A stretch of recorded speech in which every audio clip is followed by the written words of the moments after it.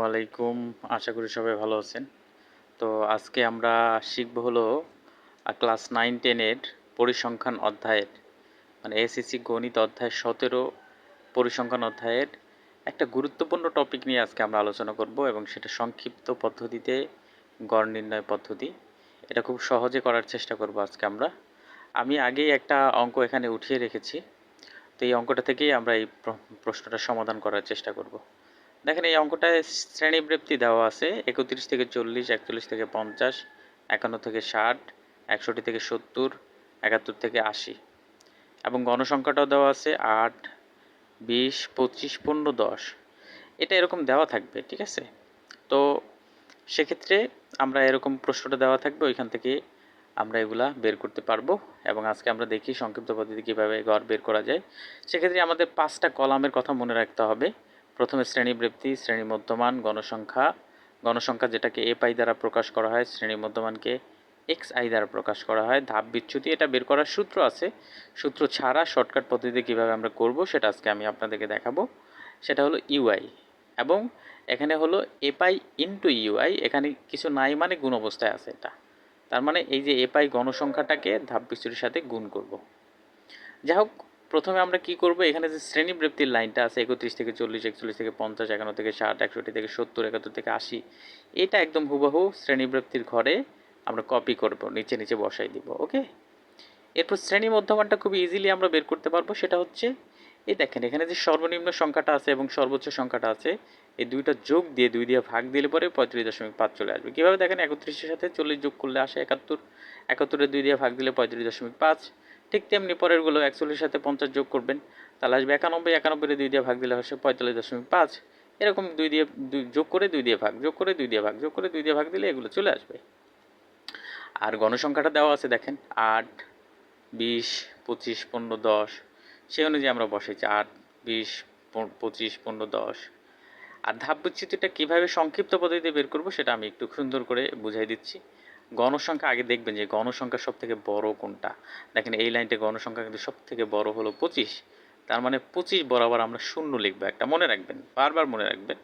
সব থেকে বড় যে গণসংখ্যাটা ওই বরাবর আমরা শূন্য লিখব এবং উপরেগুলোকে -1, -2, -3, -4 এরকম করে যাবে। তো এখানে 2টা আছে, এই জন্য আমরা -1, -2 দিছি।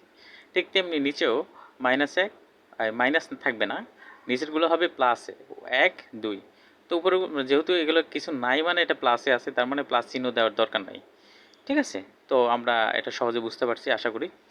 এরপরে দেখেন লেখা আছে এ পাই ইন্টু ইউআই, তে গণসংখ্যাকে এ পাই দ্বারা প্রকাশ করা হয় এবং ধাপ বিচ্যুতিকে ইউআই দ্বারা প্রকাশ করা হয়। সেক্ষেত্রে আমরা কি করব, এই যে গণসংখ্যার সাথে ধাপ বিচ্যুতির সংখ্যাটাকে গুণ করব। তো 8 আছে আর এখানে আছে -2, 8-এর সাথে -2 গুণ করলে হয় -16, 20-এর সাথে -1 গুণ করলে হয় -20, আর আমরা জানি শূন্যের সাথে যা গুণ করবো শূন্যই হয়। 15-এর সাথে 1 গুণ করলে হয় 15, 10-এর সাথে 2 গুণ করলে হয় 20। সেক্ষেত্রে আমরা প্রথমে আমাদের সূত্রে যেহেতু এগুলো দরকার আছে, এন এর মান 78 সবগুলো যোগ করে নিব, ঠিক আছে, ক্যালকুলেটার একটু কষ্ট করে।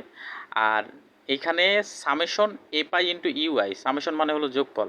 তো -16, -20, +15, +20 এগুলো করলে হয় -1 বা -1, আপনারা একটু ক্যালকুলেশন করে নেবেন। আর দেখেন আমাদের সূত্রে যা দরকার, সূত্রের জন্যই কিন্তু আমরা এই টেবিলটা করলাম বা ছকটা করলাম। সূত্র সংক্ষিপ্ত পদ্ধতিতে গড় বের করার সূত্র হলো a plus summation A pi into UI divided by N into H. তো দেখেন সামেশন এ পাই ইন্টু ইউআই কিন্তু আমরা এখানে বের করছি, -1 বা -1, সেটা আমরা এখানে লিখে নিছি যে এখানে আমরা যেটা পাইছি -1 সামেশন এ পাই ইন্টু ইউআই এর মান।